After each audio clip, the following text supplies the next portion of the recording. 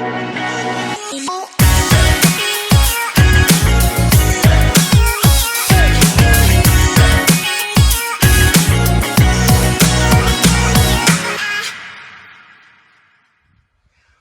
up, you guys? So we are back. We're doing some new content. So a lot of you guys know me as Jade Work From Home. I started this page doing my work from home for my call center, and then I transitioned into fitness. But I've been getting a lot of requests again regarding the work from home opportunities. How do you work from my call center? Whatever the case may be.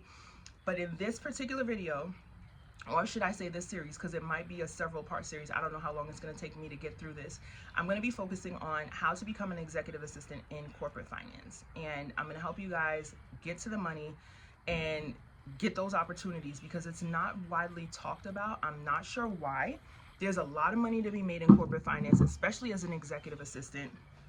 I've done it. I've worked in New York as an executive assistant for some of the biggest companies there are in private equity and family offices and in private banking. And when I say corporate finance, and you hear people speaking all the time like, oh, I work on Wall Street, or you hear like finance bros, what does that even mean? Like, to a lot of people, they think, oh, they work at a bank. Yes and no. So it could mean, it's not like Wells Fargo, Bank of America, and SunTrust. Like, we're not talking that. We're talking the big boys. We're talking the people who control a lot of the money, not like where you and I go to bank. Now, yes, these companies do have some similar positions to what I'm speaking of, but these are not the companies that I'm talking about. So I'm going to break that down in just a second. Secondly, what does the salary look like for an executive assistant? Well, it varies. I think the city, well, not that I think, the city that you work in is going to highly determine your pay scale. And by that I mean, like, let's say you're in major cities, are all the time they're going to make a lot more than someone who's in a smaller city. And a lot of times those opportunities don't even exist in smaller cities, because most of these corporate giants don't have offices or setups in smaller cities. They're in like New York City, they're in LA, they're in Dallas, they're in Houston, they're in a lot of major cities, and they're in Chicago. So think on that scale, especially New York City. So if you're in New York, and then the salaries, what do the salaries look like? On the low end, you're looking at 75, 80. I want to say 80 at the low end. Experienced executive assistant, you're hitting 300K. I'm not even joking. It goes up. The money goes up. The perks are crazy. The benefits are crazy. When I first got into the field, I heard it was the golden handcuffs, because the benefits are so damn good that you just don't want to leave. Like, and they're not lying.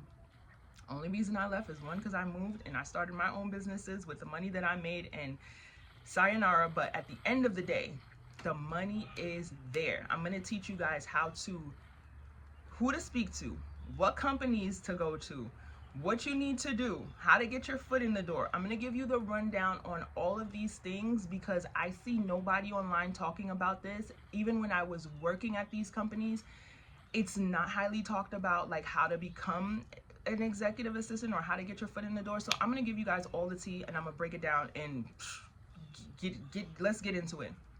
So first things first, what are some of these companies? For private equity firms, you're looking at places like KPS Capital Partners. For hedge funds and family offices, you're looking at places like BBR Partners.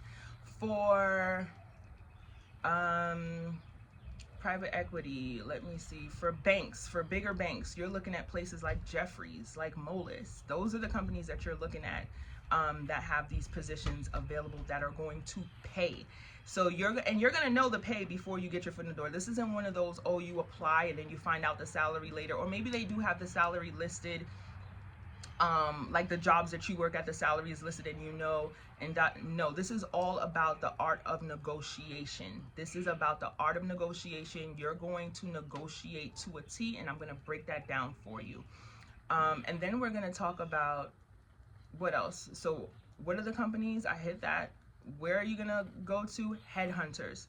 So when you go to these companies and you look them up online, any of the companies I just mentioned, or if you find some more that you are interested in, their website is very obscure 9 out of 10 times. Like, it may be a regular website, yes, whatever, but when you go to the company page, you're looking for like a careers page. How do I apply now? They don't have that. They do not have that. It's not listed there because they don't do that. You call the company, oh hey, I wanted to know if you guys have any openings available. I wanted to apply for a position as an executive assistant. They're shutting you down first call. It's not happening. Oh, we don't have any openings available. Why? Because they hire headhunters to fill these positions. What is a headhunter?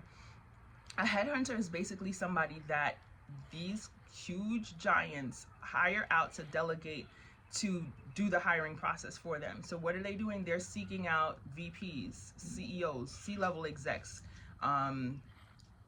junior analysts, regular analysts, like across the board, partners. They are hired to fill these seats for these companies, and they are the ones that you have to go through. So if you don't know them, you're not getting your foot in the door, point blank period. You're out the window. Don't even think about it. Like, one of the companies that I absolutely love, I'll give you guys a tea on that, is called Beacon Hill. Beacon Hill gets a lot of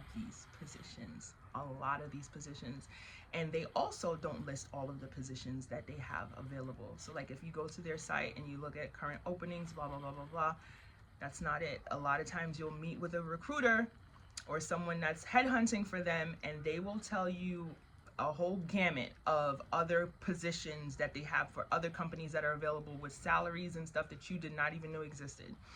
So I say that to say this: when we get into salary and the art of negotiation, the first thing you want to do, well, let's go step by step. Your resume, right? Oh, but I never worked as an executive assistant before. How am I going to transfer in? The same way you do anywhere else. Wherever you've worked, use ChatGPT to help you. Ask ChatGPT, give it a prompt. This is my resume. What are some transferable skills that I can use? And then use find a listing somewhere, or just tell ChatGPT as an executive assistant in corporate finance, and find those transferable skills and use all of those words that they have listed or whatever, because it's not listed, I don't know, but use all of those keywords that tell ChatGPT that you need these X amount of things, and use your transferable skills that you worked at, I don't freaking care, McDonald's, at H&M, at Chase, wherever the hell you've worked. Use those transferable skills to boost your resume, so that when you give it to the headhunter, they will not overlook you either and be like, okay, so it looks like you have some experience doing XYZ. And they will help you. They will help you tailor your resume to that position anyway. They're not going to just accept your resume and pass it along to the HR department at these companies when you go for your interview. That's not what's happening. They're going to overlook it, tell you what to fix, whatever the case may be. Then when it's tailored and ready, then they'll pass you along in the process. And this doesn't take very long. Like, it's not something that you have to get yourself held up over. It takes literally 5 minutes. Just get it done, get it out the way, give it to them, do what you gotta do. Now, the art of negotiation, right? These headhunters are gonna ask you, well, what are you looking to make? Never have I ever, before I started working in corporate finance, had anyone ask me, what am I looking to make? So that question kind of hit me off. I was caught off guard. I was like, huh? I was like, well, I want to make 100,000. Like, what happened? What do you mean? I want to make 6 figures. Hello? I've been working freaking all my life. Get me to 6 figures.